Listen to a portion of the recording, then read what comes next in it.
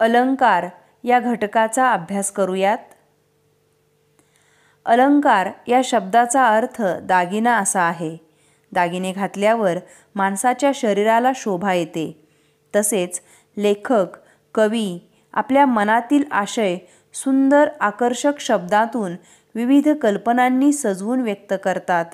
यालाच अलंकारिक भाषा असं म्हणतात. अलंकार हा मुळातले सौंदर्य वाढवणारा घटक आहे. उदाहरण पाहूयात. पाऊस पडण्यापूर्वी आकाशात काळे ढग जमतात. आकाशात विजा चमकतात.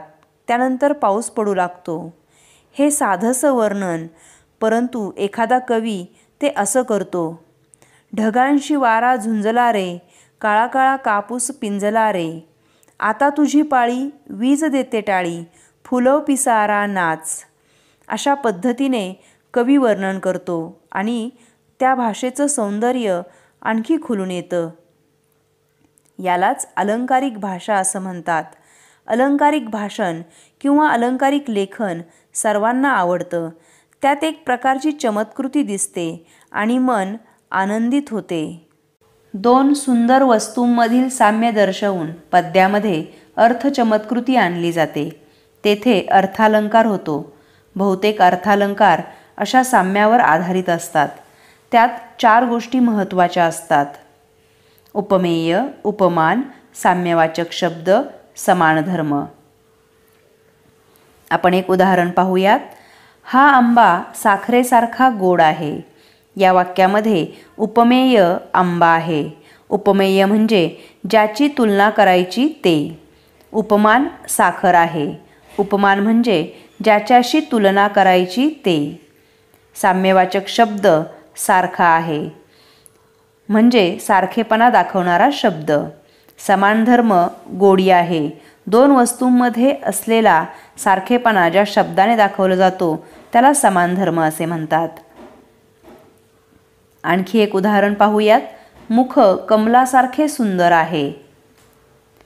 या वाक्यामध्ये ज्या वस्तूला उपमा दिलेली असते तिला अलंकारात उपमेय असे म्हणतात. मुख कमलासारखे सुंदर आहे या वाक्यामध्ये मुखाचे वर्णन कवी करत आहे, म्हणून मुख हे उपमेय आहे. ज्या वस्तूची उपमा दिलेली असते तिला उपमान म्हणतात. वरील वाक्यात मुखाचे साम्य कमलाशी दाखवले आहे, म्हणून कमल तेथे उपमान आहे. उपमेय आणि उपमान यांमधील साम्य दर्शवणाऱ्या गुणधर्माला साधर्म्य किंवा समानधर्म असं म्हणतात. वाक्यात उपमेय मुख आणि उपमान कमळ यामध्ये साम्य दाखवणारा गुण सुंदरता हा आहे. उपमेय आणि उपमान यांमधील साम्य दर्शवणाऱ्या शब्दाला साधर्म्यसूचक शब्द असे म्हणतात किंवा याला साम्यसूचक शब्द असेही म्हणतात.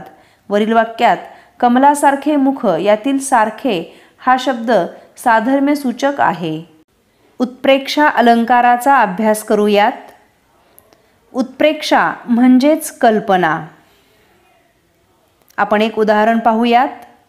किती माझा कोंबडा मजेदार, मान त्याची बाकदार, शिरोभागी तांबडा तुरा हाले, जणू जास्वंदी फूल उमललेले, अर्धपायी पांढरीशी विजार, गमे विहंगातील बडा फौजदार. या उदाहरणामध्ये गमे हा साम्यवाचक शब्द आलेला आहे आणि कोंबड्याचा तुरा हा कवीला जणू उमललेले जास्वंदीचं फूल वाटलं आहे किंवा पांढऱ्या अर्ध्या विजारेमुळे तो पक्षातला बडा फौजदार भासलेला आहे. ही एक कल्पना म्हणजेच उत्प्रेक्षा होय.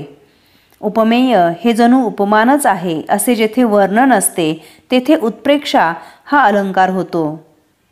उत्प्रेक्षा अलंकारामध्ये जणू, जणू काही, जणू काय, की, गमे, वाटे, भासे म्हणजे यांपैकी एखादा साधर्म्यसूचक शब्द असतो. उदाहरणार्थ पुढचं पाहूयात. आईचे प्रेम म्हणजे जणू सागरच. आपल्याला इथे म्हणजे हा शब्द तर आला आहेच आहे, परंतु जणू हा साम्यवाचक शब्द आलेला आहे. त्यानंतर आईचं प्रेम आणि सागर उपमेय हे उपमानच आहे असं इथे वर्णन केलेलं आहे.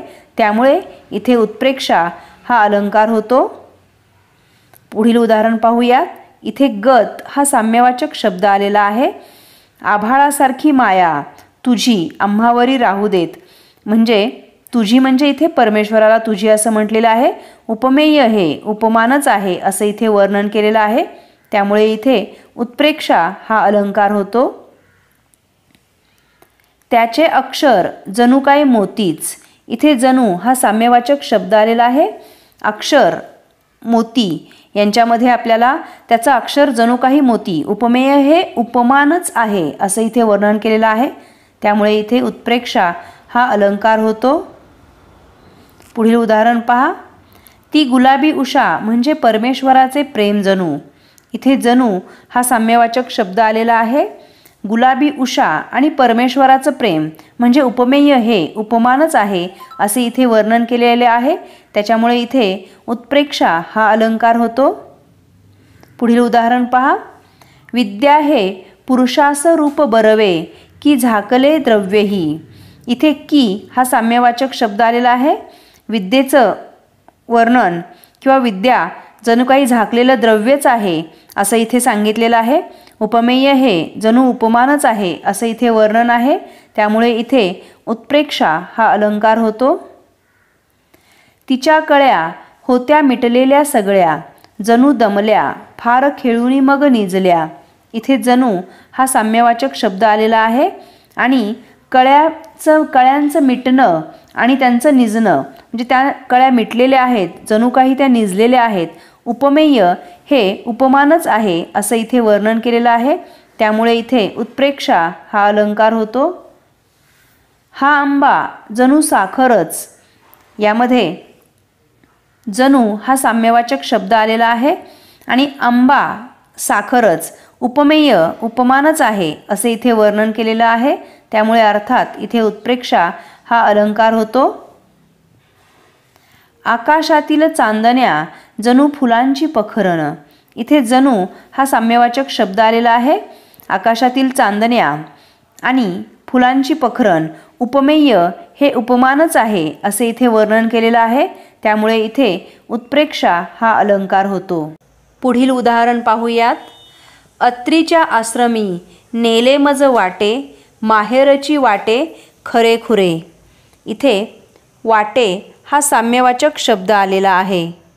अत्रीचा आश्रम आणि माहेर.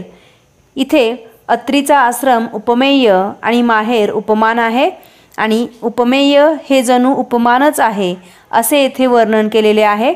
त्यामुळे येथे उत्प्रेक्षा हा अलंकार होतो.